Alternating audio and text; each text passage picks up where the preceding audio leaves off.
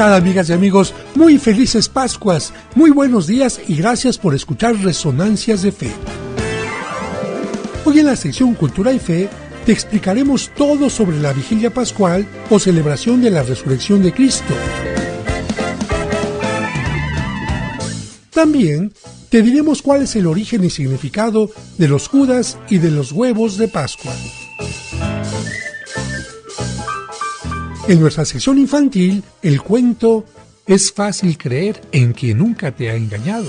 La catequista Lourdes, antes de hablar del tema de la resurrección, decidió preguntar a los niños. Les voy a hacer una pregunta. Esa narración nos permitirá comprender mejor el Evangelio de hoy, el sepulcro vacío. Todo esto aquí en Resonancias de Fe, con el Padre José de Jesús Aguilar Valdés, la voz amable de la radio.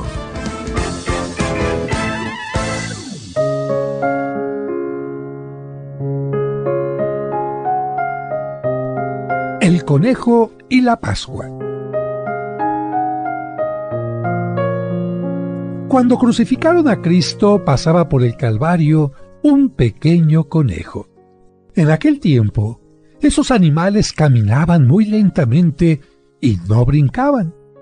Por eso, ante los gritos y los tambores de los romanos, el conejito se espantó. Para protegerse, buscó un escondite y se metió a una cueva sin saber que se trataba de un sepulcro excavado en la roca.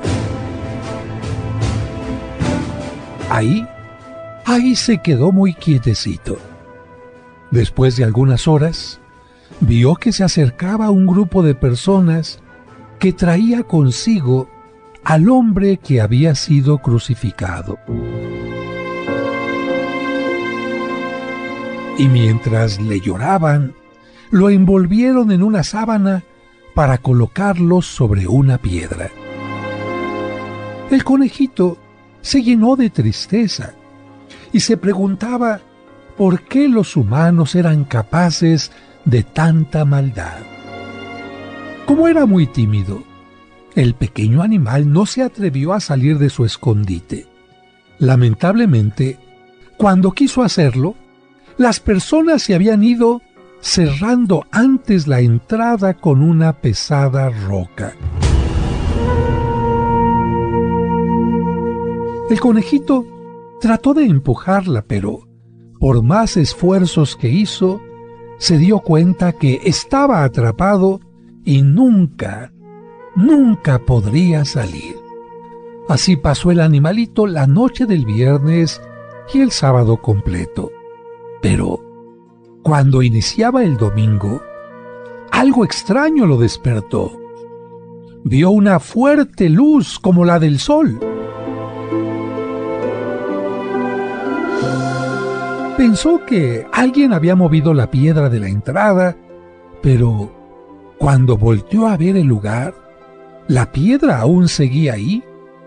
Entonces descubrió que la luz surgía cada vez con mayor intensidad del cuerpo del difunto, hasta que éste se levantó y caminó lentamente hacia la puerta.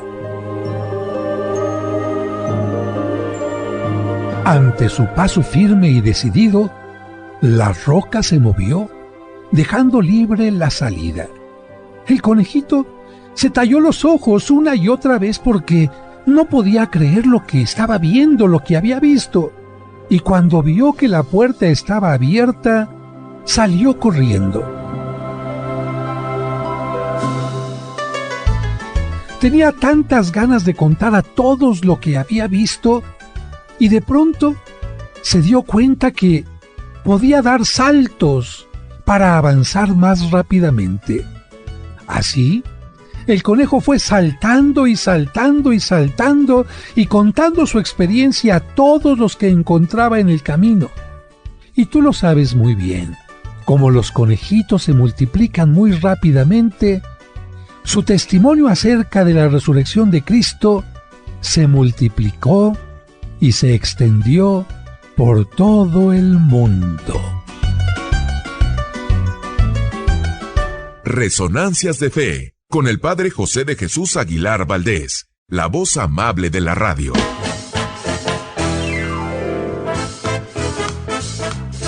Muchas gracias por escucharnos y por ser parte importante de este programa que hacemos para ti con mucho cariño. Y como cada domingo le agradecemos a Dios por el don de la vida y le pedimos por ti y por cada uno de los tuyos, especialmente por los enfermitos o por quienes pasan por algún mal momento. Que Dios les llene de bendiciones. Y además de agradecer tu atención, quiero agradecer la presencia de mis colaboradores. En la producción, Sergio Enríquez Morín, y compartiendo micrófonos, nuestros invitados de hoy en las secciones del Santo Oral y Cultura y Fe, Raúl Mauricio Hernández y Salvador Romero. ¿Qué tal, amigos, amigas? Muy pero muy buenos días en este día, el más importante litúrgicamente hablando de la fe de la Iglesia Católica, porque estamos celebrando que Cristo resucitó.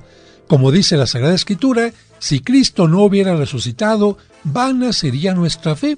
¿Por qué? Pues porque entonces habría sido simplemente un profeta, quizás un filósofo, un predicador, pero no tendría este poder de Hijo de Dios que es capaz de vencer el pecado y la muerte. Así que felicidades a todos, especialmente a los más pequeñitos, a quienes la noticia se tiene que ir pasando de generación en generación. Tenemos un programa especialmente maravilloso porque no solamente recordaremos la buena noticia que nos recuerda cómo se mencionó desde los primeros años de la Iglesia esta noticia maravillosa de la resurrección de Cristo reflejada en el Evangelio, y por supuesto lo hemos comenzado también con este cuento del conejito que se quedó encerrado en el Santo Sepulcro y su relación con los huevos de Pascua. Por esta razón, los pequeñitos van a ver en algunos lugares conejitos de Pascua o huevos de Pascua. No es lo importante el conejito, no es lo importante el huevo de Pascua, el chocolatito, lo importante es saber que un día vamos a resucitar y hoy particularmente recordamos a nuestros difuntos ya en la presencia de Dios. La muerte no es el final, dice la Sagrada Escritura, ¿dónde está muerte tu triunfo? ¿Dónde está muerte tu aguijón?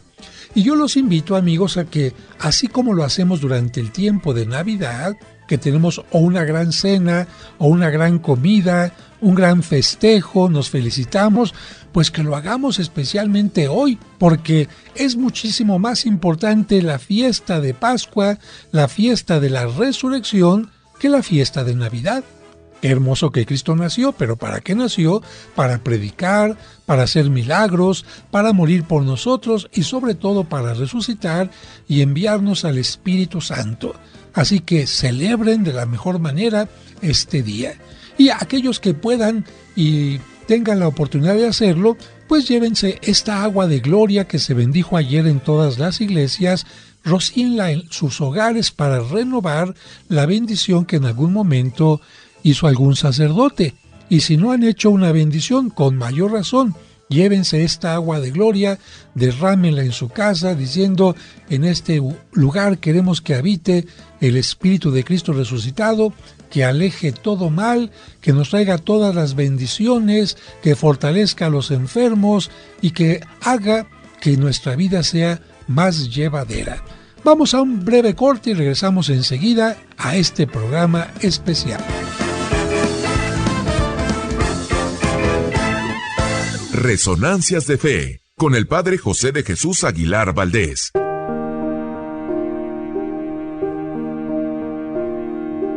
Señor, me admira cada instrumento que produce música. Las notas que surgen de él son simplemente maravillosas. Pero ningún instrumento podría escucharse sin una mano maestra que le dé vida. Por eso, hoy te quiero pedir por mi familia. Te quiero pedir que seamos como una arpa, porque en ella, aunque cada cuerda está separada, sabe trabajar en conjunto. Porque las cuerdas gruesas no compiten con las delgadas. Cada una da su sonido propio y ninguna compite entre sí. Te pido que mi familia sea como esas cuerdas que vibran y que vibremos de amor. Pero especialmente te pido, Señor, que seamos instrumento tuyo. Que sea tu mano la que dé sentido a nuestras acciones y voz a nuestros labios. Que tu mano, al tocar nuestro corazón, produzca los mejores sentimientos y emociones. Y que así como el arpa te alaba con sus notas, nosotros te alabemos con el agradable sonido de la oración y las buenas obras.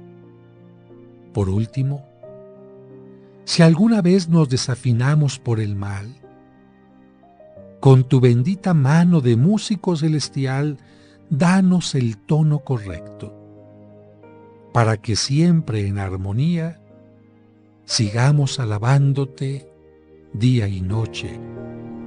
Amén.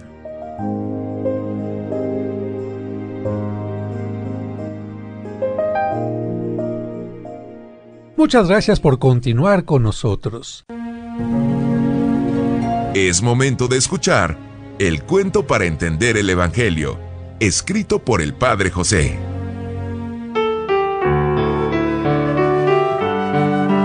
Es fácil creer en quien nunca te ha engañado.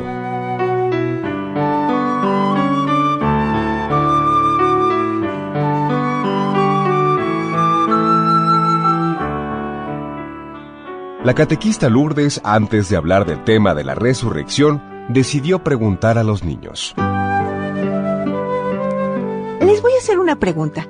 ¿Creerían en las palabras de un desconocido? El pequeño Enrique opinó. Yo creo que es muy difícil creer en una persona que no conocemos. Además, puede ser muy peligroso. Lourdes hizo otra pregunta. ¿Confiarían en quien los ha engañado varias veces? ¿Creerían ustedes en quien les pidió un préstamo de dinero y nunca se los pagó? Los niños volvieron a contestar que no podían creer en personas así. Enrique dijo: Yo una vez le presté dinero a un vecino, pero como nunca me lo pagó, no volví a confiar en él.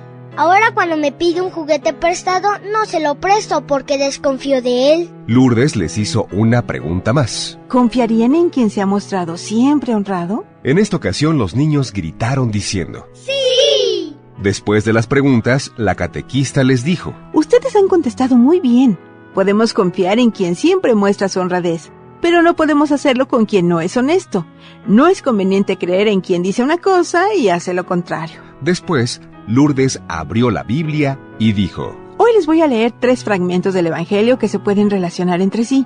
Después sacaremos conclusiones. Leyó primero el pasaje en que Cristo resucita a la pequeña hija de Jairo. Luego explicó: La hija de Jairo acababa de morir. Por eso algunos se negaron a creer que Cristo la había resucitado. Decían que no estaba muerta, sino dormida. Lourdes leyó después otro texto, la triste historia de la viuda de Naim, que había quedado totalmente desamparada por la muerte de su único hijo. Lourdes comentó: Aquel joven ya había sido velado cuando su madre lo llevaba a la sepultura. En ese momento Jesús detuvo la procesión, tocó al joven y después de resucitarlo lo devolvió a su madre. Todos sabían que el joven estaba muerto. Sin embargo, la terquedad de algunos les impidió creer en el poder de Jesús. Lourdes leyó el último texto seleccionado, la resurrección de Lázaro.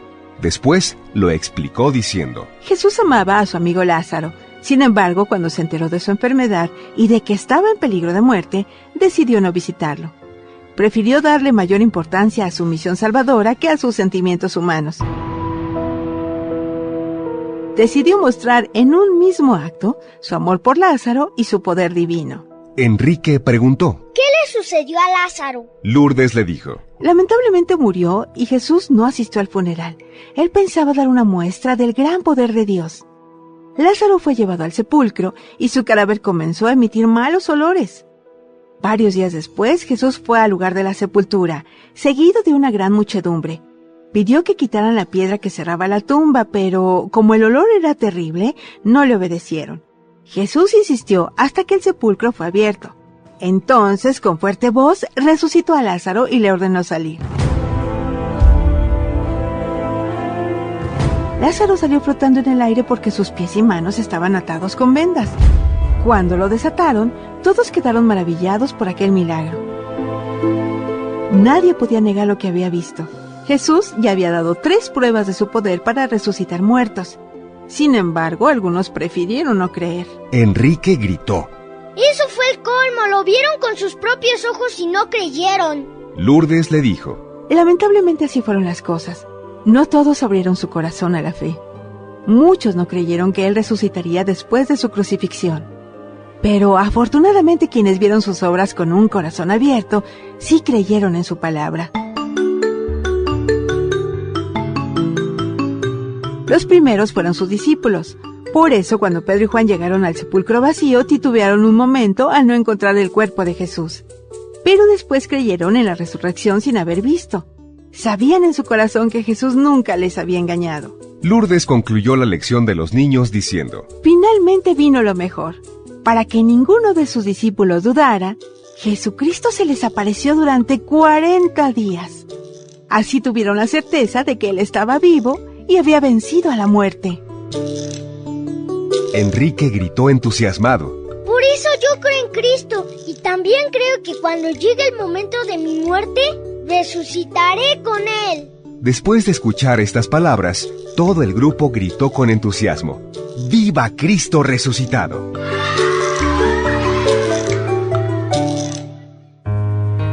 Este es un cuento escrito por el padre José de Jesús Aguilar Valdés y podrás encontrarlo en el libro Cuentos para entender el Evangelio. Escuchemos ahora en Resonancias el Evangelio de hoy. Evangelio de San Juan, capítulo 20, versículos del 1 al 9. El primer día después del sábado, estando todavía oscuro, fue María Magdalena al sepulcro y vio removida la piedra que lo cerraba. Echó a correr, llegó a la casa donde estaban Simón Pedro y el otro discípulo, a quien Jesús amaba, y les dijo: Se han llevado del sepulcro al Señor y no sabemos dónde lo habrán puesto. Salieron Pedro y el otro discípulo camino del sepulcro. Los dos iban corriendo juntos, pero el otro discípulo corrió más aprisa que Pedro y llegó primero al sepulcro, e inclinándose, miró los lienzos puestos en el suelo, pero no entró. En eso, llegó también Simón Pedro, que lo venía siguiendo, y entró en el sepulcro. Contempló los lienzos puestos en el suelo, y el sudario que había estado sobre la cabeza de Jesús, puesto no con los lienzos en el suelo, sino doblado en sitio aparte. Entonces entró también el otro discípulo, el que había llegado primero al sepulcro, y vio y creyó, porque hasta entonces no habían entendido las Escrituras, según las cuales Jesús debía resucitar de entre los muertos.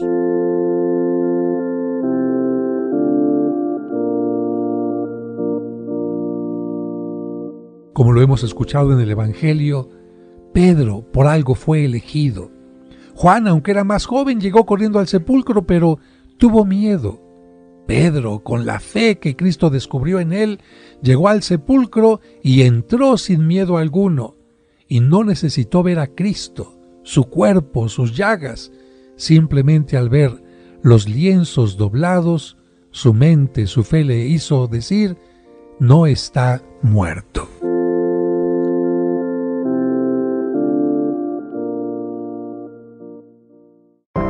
Esta es nuestra sección, Cultura y Fe.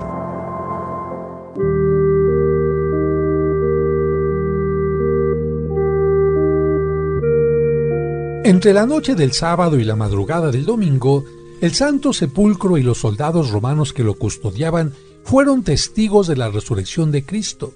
Así Cristo celebra una Pascua nueva, no ya la antigua, que era el paso de la esclavitud a la libertad que celebraban los judíos, sino ahora el paso de la muerte a la vida eterna. En las primeras horas del domingo, como lo escuchamos en el Evangelio, las santas mujeres fueron al sepulcro para embalsamar el cuerpo de Cristo, pero no lo encontraron. Más tarde, Ellas y los discípulos vieron a Cristo resucitado.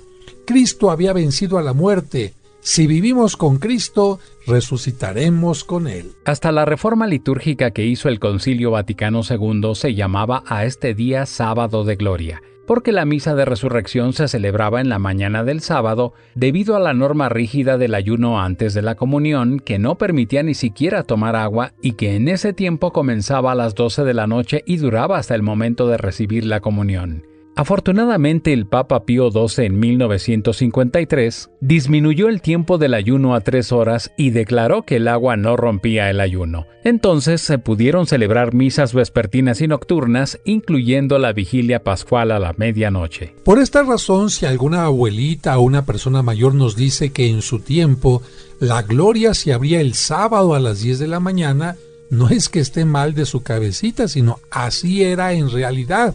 A esa hora se abría la gloria, a esa hora se mojaba la gente con agua, a esa hora se tocaban las campanas y no había una vigilia pascual como la tenemos nosotros en la noche del sábado, sino en la mañana del sábado. Actualmente, amigos, durante la mañana y tarde no se puede celebrar misa. La Sagrada Comunión solo se puede dar como viático para los enfermos. No se concede celebrar el matrimonio ni administrar otros sacramentos a excepción de la penitencia y la unción de los enfermos. Aunque la celebración de la Pascua de Resurrección debería realizarse en las primeras horas del domingo, también puede realizarse desde el sábado por la noche para culminar en los primeros momentos del domingo. En las fiestas de la liturgia se le llama víspera o vigilia a aquella fiesta que comienza a celebrarse cuando el sol ya se ha ocultado, porque recuerden que en la antigüedad los días comenzaban cuando el sol ya se había ocultado. Ahí es cuando terminaba un día y comenzaba otro. Durante la celebración de la vigilia pascual se tienen más lecturas bíblicas que lo común. No piense que va a haber solamente 3 lecturas. ¿Y con qué fin? Con el fin de que todos los cristianos recuerden las promesas realizadas por Dios y cumplidas totalmente. Las lecturas que se escuchan en la vigilia pascual hacen referencia a la Pascua o Paso o Pesaj en diversas etapas. Fíjese, la primera lectura, que está tomada del Génesis, nos habla del paso de cuando no existía nada a la creación del mundo, el universo y el ser humano, es decir, el paso de la creación. La segunda lectura nos habla sobre la historia de Abraham y nos recuerda el paso de creer en muchos dioses, que era lo que sucedía en tiempos de Abraham, el paso del politeísmo al monoteísmo, es decir, el paso de creer en muchos dioses a la creencia de un solo Dios.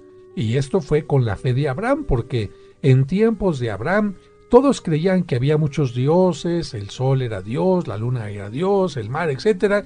Y a diferencia de esto, Abraham creyó solo en el único y verdadero Dios.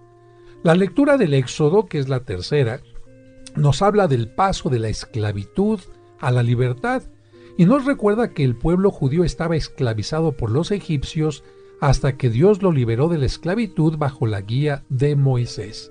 Otras lecturas nos van a hablar del paso del pecado a la vida de gracia que nos trajo Cristo y la predicación de sus apóstoles, y finalmente la última lectura que se escucha, el Evangelio, nos recuerda el paso de la muerte a la resurrección de Cristo y de todos los cristianos que nos unimos a Él por la fe. La celebración está llena de signos. Uno de ellos es la bendición del fuego nuevo. Con él se enciende el cirio pascual, signo de Cristo resucitado que vence a la oscuridad del pecado y la muerte.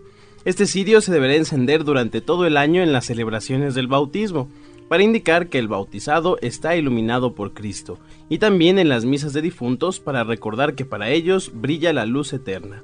Generalmente, cada asistente lleva su cirio para encenderlo con la luz del cirio pascual. Otro signo es el pregón pascual. Mediante un hermoso canto se anuncia solemnemente la resurrección de Cristo. El canto se conoce como pregón pascual. Se trata de uno de los más antiguos himnos de la liturgia romana, anterior al siglo IV. El pregón pascual debe ser cantado por un diácono o un cantante profesional.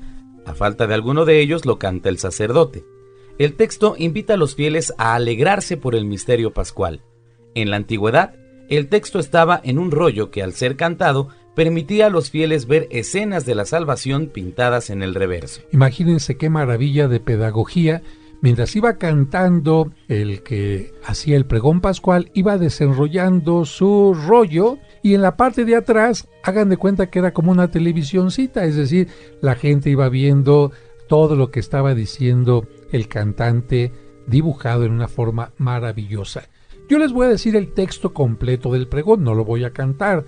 El pregón dice así: alégrense por fin los coros de los ángeles, alégrense las jerarquías del cielo, y por la victoria del Rey tan poderoso, que las trompetas anuncien la salvación.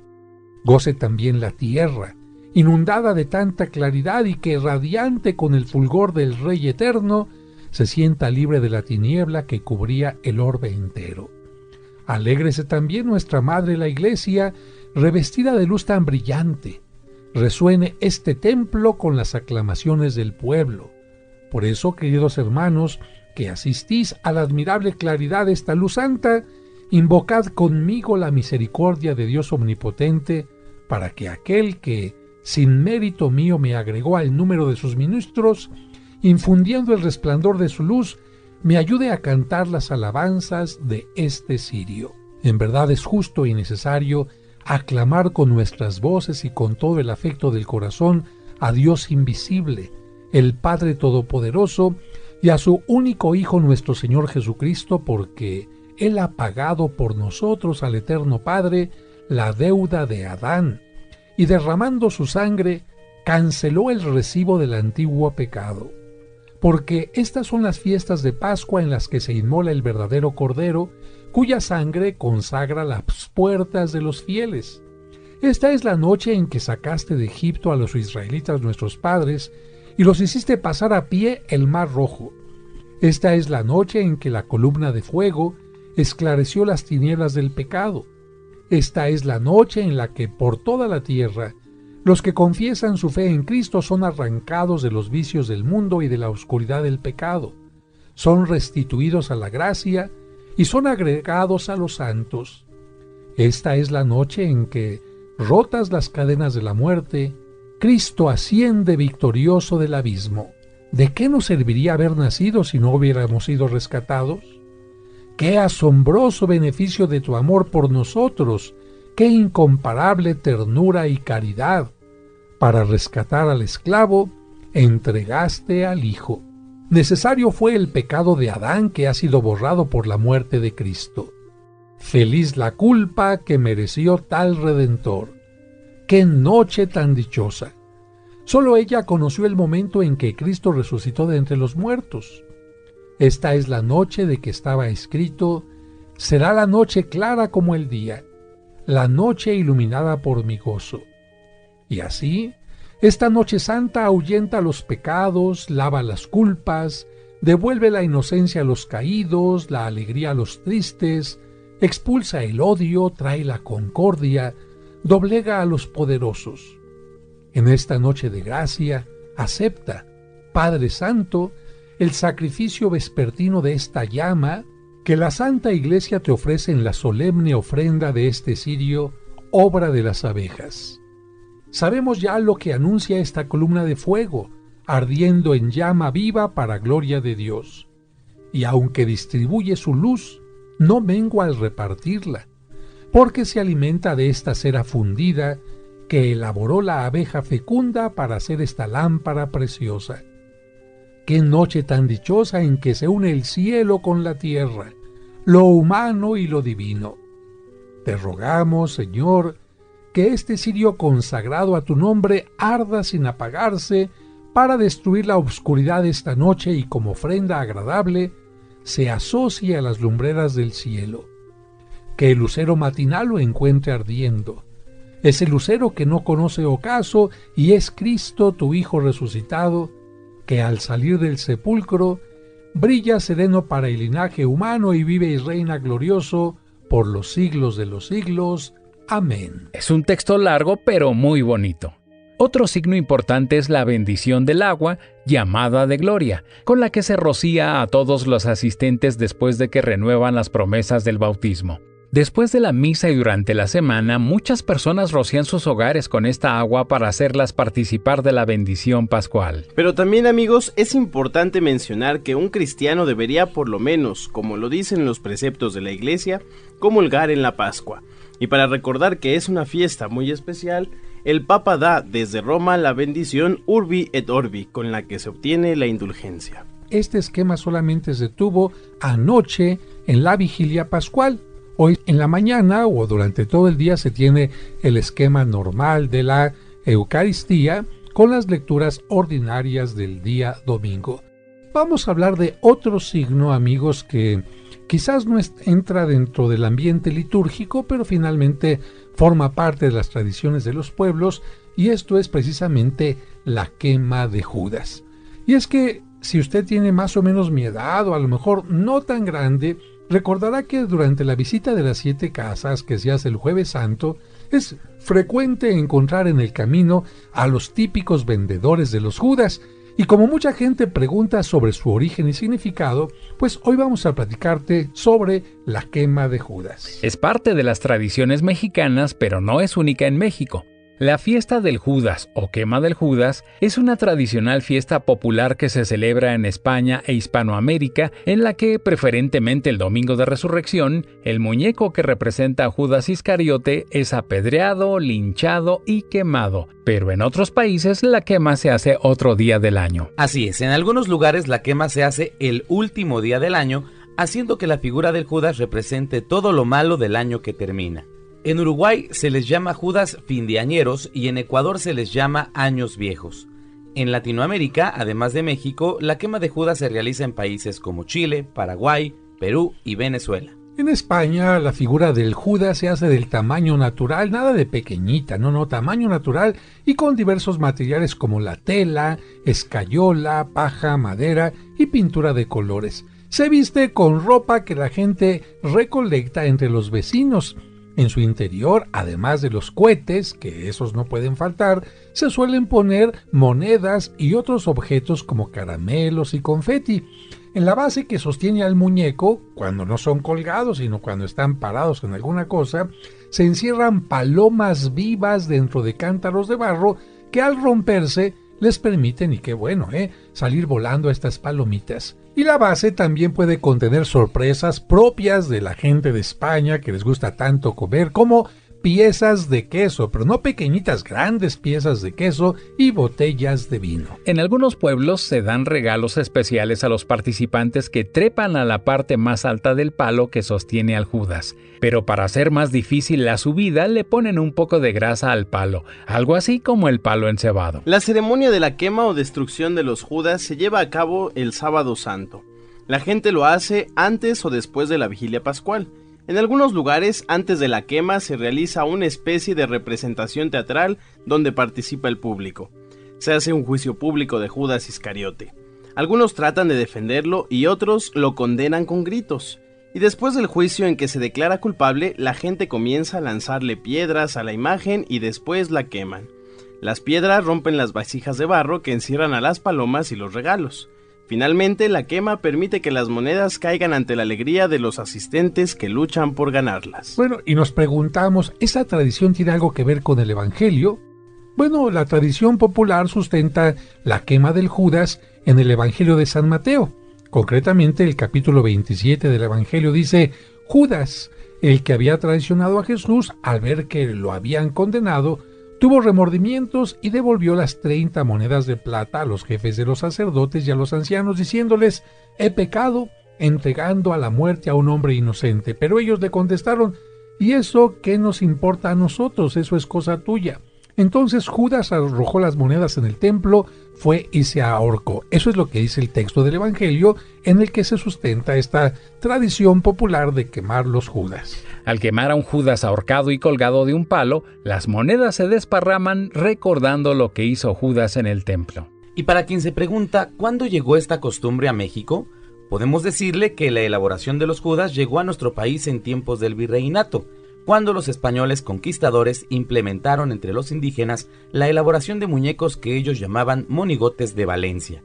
Los utilizaban como instrumento de evangelización durante el llamado Sábado de Gloria. El Judas mexicano se hace con pequeñas varillas de madera o carrizo, cartón, engrudo y pintura. Por lo tanto, esta artesanía pertenece a la rama de la cartonería. Su tamaño va desde los 30 centímetros hasta los 7 metros o más. Pero con el paso del tiempo, la figura del apóstol que traicionó a Cristo se cambió por los signos del pecado y de la muerte que fueron vencidos por Cristo. El demonio rojo representa el pecado y el esqueleto o la calavera representa la muerte. Que son las figuras más tradicionales que encontramos en nuestro caminar en el Jueves Santo para comprar. Los Judas también pueden representar los pecados capitales o tomar la forma de algún personaje político o público del que la gente quiere burlarse o al que quiere castigar, eso sí, sin importar si ocupan grandes puestos de gobierno. Fíjense que esto hizo que durante el gobierno de Antonio López de Santana, Miguel María Azcárate, gobernador del Distrito Federal, publicara en marzo de 1853 un decreto que prohibía las representaciones de personas conocidas. El decreto dice así, ponga usted atención: con el objeto de evitar los abusos que suelen cometerse con motivo de las salvas que se hacen los sábados de gloria, y con el de conservar la antigua costumbre de que ese día, el Jueves y Viernes Santo, no transiten por la ciudad carruajes y cabalgaduras. Imagínense, estaba prohibido que hubiera coches en esos 2 días, Jueves y Viernes Santo.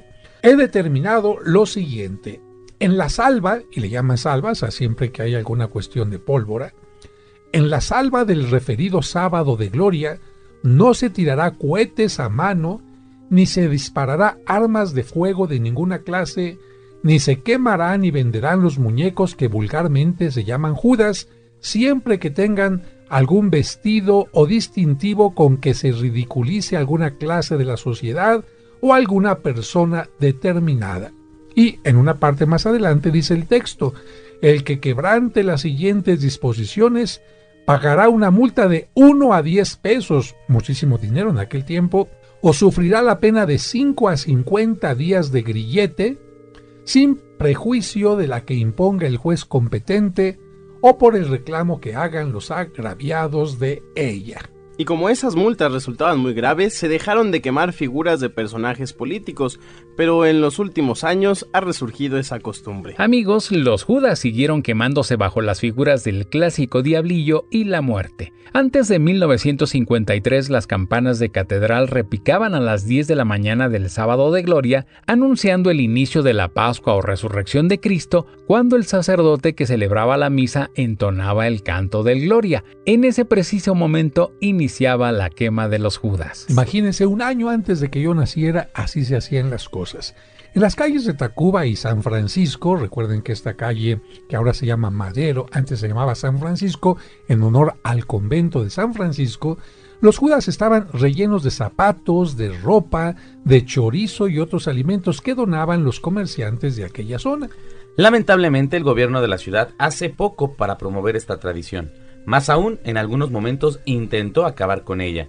Fíjense, amigos, que el 20 de marzo de 1961, el Departamento del Distrito Federal prohibió nuevamente la quema de los Judas porque la costumbre ridiculizaba en su mayoría a personajes políticos rechazados u odiados por el pueblo. La prohibición del uso de cohetes también influyó en la disminución de esta práctica, que ahora está en peligro de extinción. Y pasamos a otro tema. Ahora vamos a hablar de los huevos de Pascua.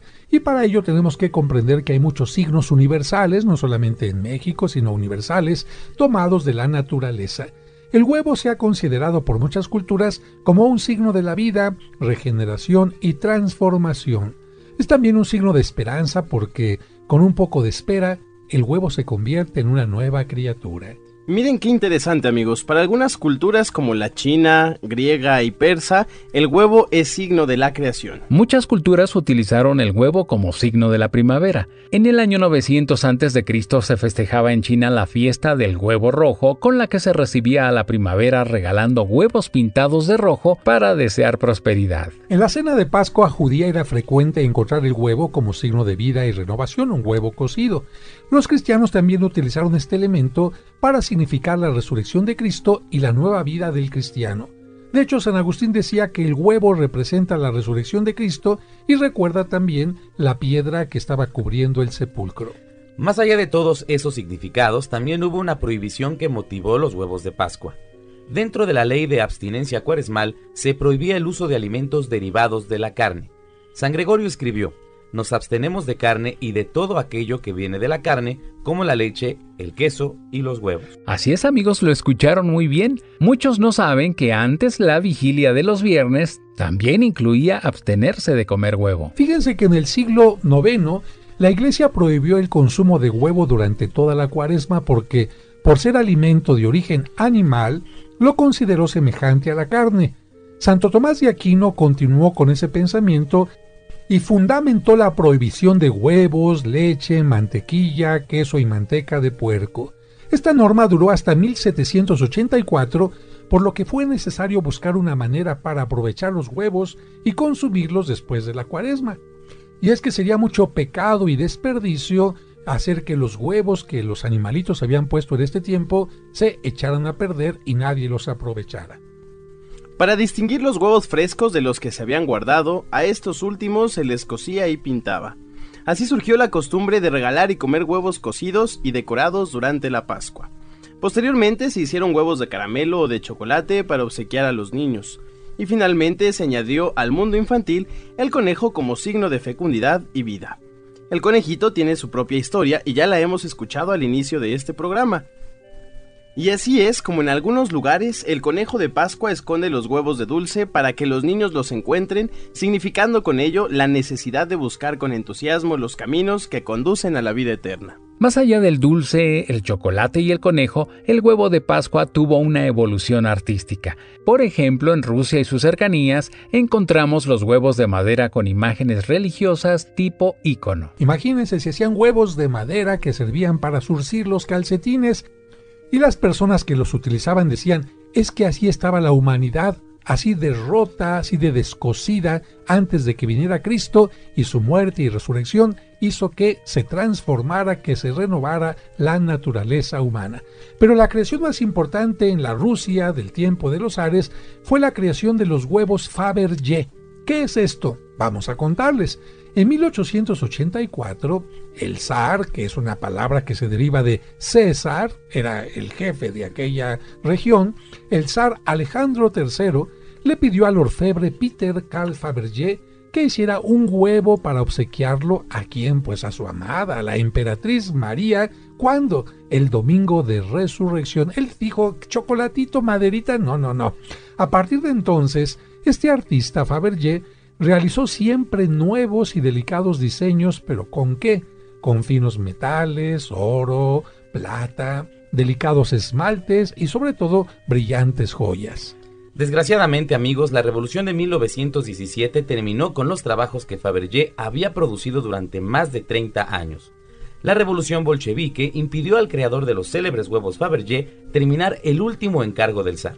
Se trata del huevo Constelación Zarevich, que fue encargado a comienzos de 1917 por el zar Nicolás II, esta vez para su hijo, el príncipe heredero. Y a ver, Raúl, para que comprendan un poquito nuestros radioescuchas cómo eran estos huevos, platícanos cómo era este último huevo que estaba haciendo Fabergé. Con mucho gusto, padre. Amigos, pongan mucha atención. Se trata de un huevo de oro cubierto con una semiesfera de cristal azul de los Urales, incrustada con diamantes, que representa la bóveda celeste con la constelación de Leo, bajo la cual nació el Zarevich. Imagínense, amigos, no estamos hablando de un bañito de oro, sino un huevo de oro puro, completo, macizo, con este cristal azul de los Urales, que es una cosa que se encuentra muy difícilmente y por lo tanto tiene un valor increíble. Y las estrellitas que representan la bóveda celeste está formado por 1, 2, 3, 4, 5, 6, 7, 8, 9, 20, etcétera, etcétera, diamantes. ¡Wow! Y de las impresionantes 42 piezas que se conocen, el Kremlin conserva 10, 5 están en Estados Unidos en la colección Pratt del Museo de Virginia y 3 están en la colección de la reina de Inglaterra Isabel II. Las otras piezas de este, digamos, orfebre Fabergé están en colecciones privadas, no sabemos en realidad dónde están todos, y estas joyas de las que les estamos hablando han alcanzado precios sumamente altos. Imagínense, un ejemplo, el huevo llamado de la coronación, encargado por Nicolás II en 1897 en su primera Pascua después de que subió al trono, está valuado en casi, ponga usted mucha atención, 19 millones de euros. 19 millones de euros este huevito, ya con eso se imaginará todo lo que tiene. Y el huevo conocido como los lirios del valle tiene un precio estimado cercano a los 14 millones de euros. Y ante esto yo solamente le puedo decir que yo también tengo una colección, pero está formada de 3 huevitos de chocolate que tienen un juguetito adentro, que todavía no sé qué será, si un Minion, alguno de Toy Story o qué, pero esto los voy a abrir hasta el ratito porque fue mi regalo de Pascua. Y bueno, pues ahí hemos hablado, amigos, amigas, de estos huevos de Pascua que nos permiten recordar que todos los niños quizás están esperando recibir un huevito, un regalito como signo de la resurrección de Jesucristo, y también que en algunas casas tenemos estos huevos de madera que antiguamente se obsequiaban en la época de Pascua y mucha gente los tiene simplemente para surcir calcetines, pero no saben que tenían origen de Pascua.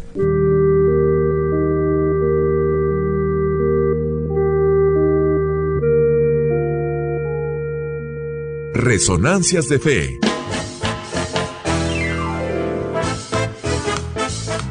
Y amigos, de esta manera estamos llegando al final del programa. Que Dios les bendiga y que pasen un magnífico domingo. Te invitamos a que la próxima semana acompañes al Padre José de Jesús en Resonancias de Fe.